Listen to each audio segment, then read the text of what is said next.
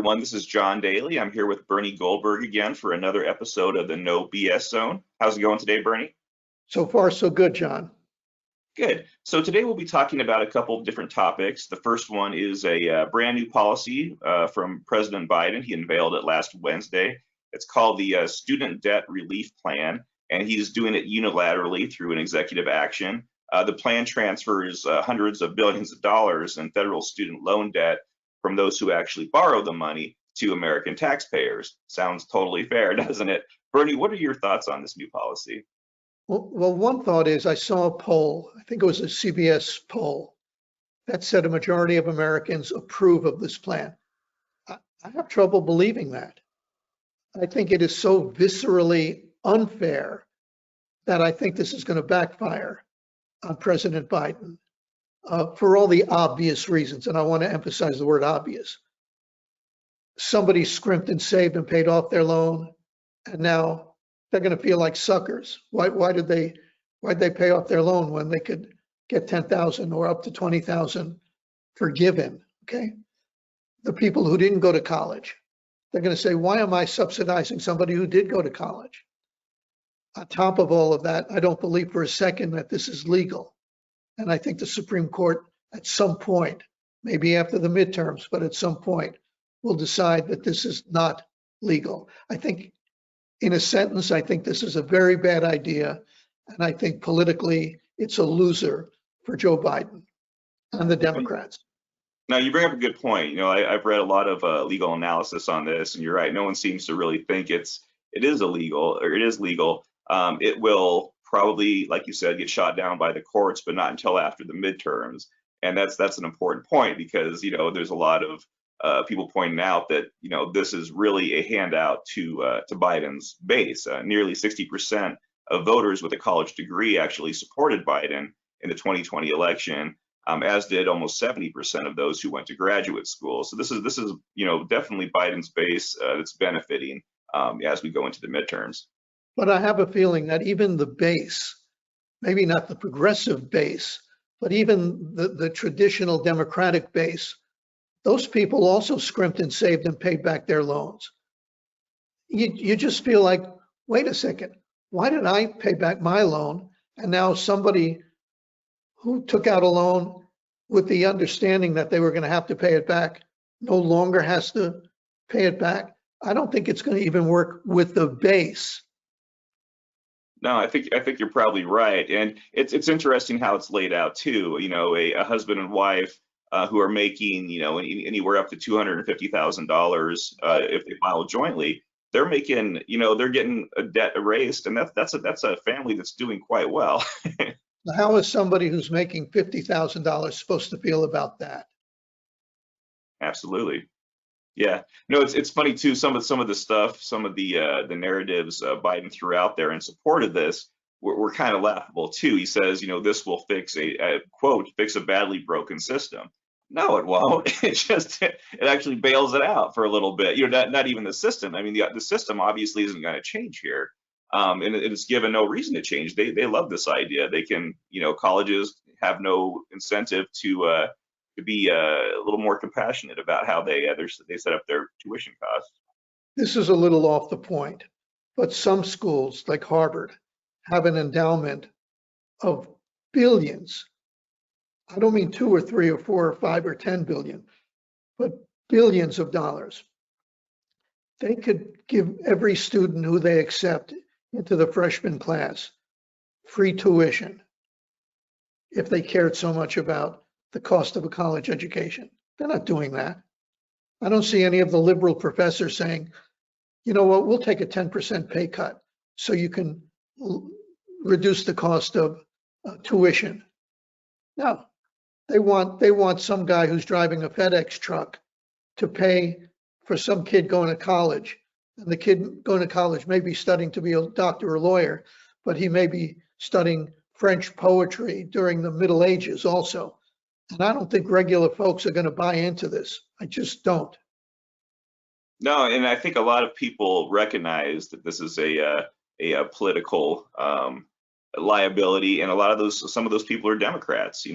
My senator from Colorado, Michael Bennet, he's spoken out against it. Tim Ryan from Ohio, he's running for Senate. Barack Obama's top economist, Bill Clinton's Treasury Secretary, the whole Washington Post editorial board. None of them think it's a great idea. Hold on. When the Washington Post editorial board thinks it's a bad idea, Democrats should take note. Exactly. I have nothing more to say on it. I'm done with this subject. It is so obviously a bad idea. I don't want to sound like a jerk stating the obvious. So let's move on. Okay, absolutely. So our next topic has to do with some points you made in your Monday column about the DOJ and FBI's treatment of Donald Trump. You actually seem to have some empathy for Trump supporters who believe the former president is getting a raw deal in all of this, with the search of his house, the removal of documents, and the investigation surrounding it. For those who haven't read it, can you kind of elaborate on your argument? Yeah, I wouldn't say empathy. I'd say I have understanding, because you know the old saying, just because you're paranoid doesn't mean that they're not out to get you. Well, I think Trump supporters who are saying that this was a hit job on Donald Trump, that it was a political move to bring him down, they may be paranoid, but they have reason to be paranoid. They have reason. The FBI doesn't have clean hands. Not every agent. Most agents are honest, decent, hardworking men and women. But the FBI has a history with Donald Trump. Some agents, Peter Strzok is one, his girlfriend is another. The guy who got fired and is now working at CNN is another. Arguably, James Comey is another who didn't like Donald Trump. So Trump supporters are saying, we're supposed to believe the FBI when one of its lawyers doctored a warrant, a request for a warrant at the FISA court. So they may be paranoid, Trump supporters, and thinking this is a political hit job, but they may have reason to be paranoid. Second example, Hillary Clinton. She mishandled classified documents. I didn't say that. You know who said that? James Comey, the director of the FBI. She didn't go to jail. I don't think 30 agents descended on her house and either searched it or raided it looking for evidence of how she mishandled classified documents. But they did that with Donald Trump, his supporters are saying. My only point, and I'm saying it, I'm reiterating it to just hit it home, is that there may be a lot of paranoia on the part of Trump supporters, but they have reason in this case. They may have reason to be paranoid. A friend of mine who I had dinner with the other night, and he's a bright guy, said, I am absolutely convinced this is the work of the deep state that won't rest until they get Donald Trump and put him in prison. Those are his words. All right. So yeah, I wanted to get sort of on a different part of that story. I get what you're saying about how some on the right are viewing this. I'm actually, the more I hear about this, I'm not as convinced that Trump is going to be indicted. I think that and Hillary wasn't, and I don't think Trump will. To me, this seems like the more I learn about this, it seems like this was sort of the FBI's or the DOJ's sort of last resort. It looks like they were actually trying to get these documents back from Donald Trump for quite a while. He did give some of them back, but they didn't believe he had it, and it seemed like he was sort of playing games with them a bit. And at some point, I think Garland just kind of said, we got to get these back. There's reasons for it. There's security reasons for it. There's historical reasons for it. And if you're not going to give it to us, we got to do something about it. What do you think about that? And given how polarized we are in America right now, if that's the case, then Merrick Garland should say, we got what we came for, case closed. He hasn't said that, John. He hasn't said that. No, that's true. And I think that, with all of this, I almost feel like they have to investigate now that they've done this, you know, to see if this stuff was compromised in any way. You know, I think you brought up a point the other day about, you know, if you know, some have kind of speculated, I think recklessly, that Trump was trying to sell this information. I have a hard time believing that. But at the same time, you know, you think about where he was keeping this stuff, and some of this stuff was top classified. You know, he's keeping it at his residence, at a resort where people are coming and going, you know, from different buildings. So I think that there does have to be some sort of investigation to see, you know, was the stuff compromised? Was he doing anything with it besides just, you know, having it laying around in his house or in a closet or anything like that? So there's definitely questions I do think need to be answered with an investigation. But I also, at the same time, it's sort of, you know, the more I hear about this, it really does seem as though, you know, they really didn't want to do this, and they feel that Trump left them with no choice. I have no problem with the legitimacy of the investigation. If Trump or his people were either stonewalling or delaying, and the Department of Justice finally said, we've had enough, we have to go get it, I have no problem with that.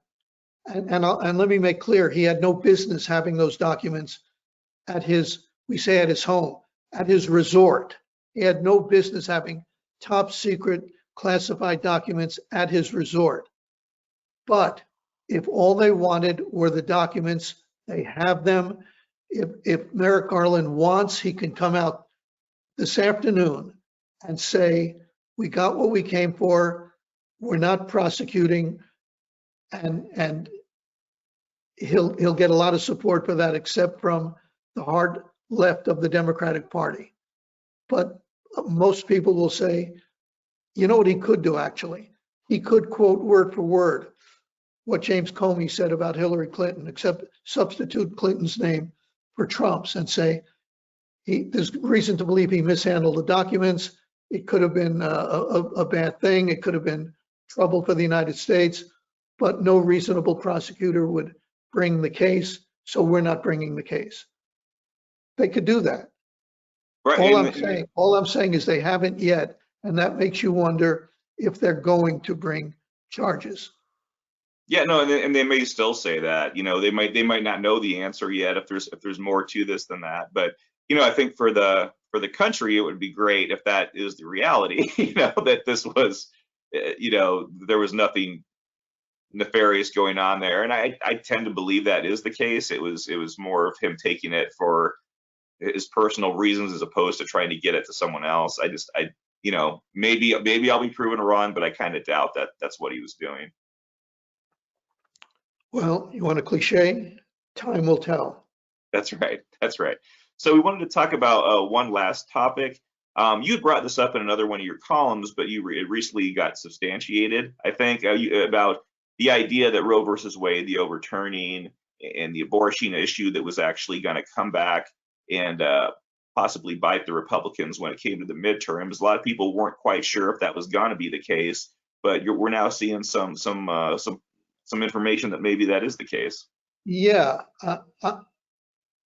I was alone out there early on saying something doesn't feel right about this abortion ruling, in the sense that there were Democrats in a number of states who were either proposing or the law had already kicked in their state. Mississippi was one state and Alabama was another. And there was a number of states, more than just a few, where there were a total ban on abortion with no exceptions. Rape wasn't an exception, and incest was not an exception either. And I said, this hurts Republicans, and it hurts them all over the country, because if somebody in Mississippi thinks this is a good idea to have a total ban, that's one thing. But if you're a swing voter outside the suburbs of Philadelphia, you think this is a Republican thing. And if it's a swing district, you might have voted for the Republican, but you might not, because of Republicans who are seen as extremists in other parts of the country. And now, more than a few people who supposedly know about these things are saying, Roe v. Wade was bigger than we thought. and it could very well be an influencing factor in the midterms. I think it will be. I'm not saying it's going to mean the House stays in Democratic hands. I'm not saying that, but I'm saying, here's what I'm saying. I don't think the red wave is going to be as big as and as red as we thought when the summer began. I think the summer began with high hopes for Republicans, and now the hopes aren't quite as high. Again, I'm not saying the Democrats are going to hold the House. I'm not saying that, but I think they're going to hold the Senate. I think Donald Trump has endorsed a number of questionable candidates, being kind there. And I think they're going to hold the Senate. We'll see, but I don't think the enthusiasm that Republicans had as we entered the summer is going to be quite the same as now when we're leaving the summer. No, I think you're probably right with the Senate. It's funny to see, and I see the narrative already taking shape, in some of the right-wing outlets where they're getting ready to blame Mitch McConnell. If they lose the Senate, the Republicans, and it's funny. He's sort of an easy target because he doesn't really fight back usually. But Mitch McConnell obviously would want nothing more than for the Republicans to pick the Senate back up because he would be Senate Majority Leader. And he sort of warned early on, we have to be smart about these candidate picks because we have a real shot here of picking up the Senate. But a lot of people didn't listen to him. Trump kind of went with some of these more outlandish characters who are now really struggling in the polls and consistently struggling in the polls. So yeah, I mean, it's I think a lot of people are already sort of kissing the Senate goodbye. It's probably a little too early to say that, but yeah, it doesn't look good. It isn't only the senators who are having a tough go of it. Herschel Walker in Georgia, Dr. Oz in Pennsylvania, and it's a close call in Ohio with J.D. Vance. Okay, that's a close one. Right. It's also a couple of candidates, Republicans, who certainly would have had a very good chance of winning if they chose to run in Arizona and in New Hampshire. And they chose not to run because they would have had to appeal to the crazy wing of the Republican Party, and they wouldn't allow themselves to do that. They just wouldn't allow themselves to do that. So there are two Republicans that might have won, good chance they would have won in those two states, Arizona and New Hampshire, that didn't even run. They just didn't even run. People want to blame Mitch McConnell. They can do that. But I'll tell you, we all know who's responsible if the Republicans don't take the Senate. Donald J. Trump. Right. And just sort of to go back to what initially brought us down this road with the Roe versus Wade overturning. I did think it was sort of interesting, and I wish I had pulled up some notes on this to kind of refresh my memory. But a few weeks ago in the state of Kansas, the voters decided on whether or not they basically wanted current legislators, thank you, to kind of change their abortion laws from what they have been to get in there. And overwhelming majority of the people from Kansas, which is a very red state, said no, we want it. We don't want to change. We like it how it is, and it was very consistent with with Roe versus Wade, with how things were set up under it. But yeah, it'll be interesting because I have a feeling, once more politicians sort of understand where the voters are at, I don't think we're going to see a lot of sweeping changes state by state from what they had been. Maybe I'm wrong. Maybe that's not the case in some deep blue or some deep red states. But I get a feeling we're going to end up not far off from where everything is right now. Well, all the Republicans need is one victory, flip one seat and not lose any of their own. I don't think it's going to happen. I think they're going to look. I'm not in the prediction business, but Georgia doesn't look good. Pennsylvania doesn't look good. Okay. And I think that's going to hold on. I was talking about abortion. Abortion law is not changing. I do think this will have political ramifications for sure. Well, certain things kicked in when Roe v. Wade, when the Supreme Court ruled on Roe v. Wade, and those things that I'm referring to were total bans on abortion. They just kicked in. Again, people in Mississippi and Alabama may be fine with that. That's up to them. I'm not weighing in on that. But if Republicans in general are seen as the party of total bans on abortion with no exceptions, that will hurt Republicans in moderate swing districts that they could have and should have won in a red wave year. But if they lose those districts because they're being associated with hard right Republicans in those southern states, then that will hurt Republicans in moderate swing districts in the north, and the red wave won't be as red. That's what I think. We'll see. No, I think that's probably true. By the way, let me define what I think. What I'm saying is not as red. If Republicans pick up 25 seats, that's a victory, but it's not a big victory. That's an average victory. If they pick up 60 seats as they did in 2010, that's a red wave.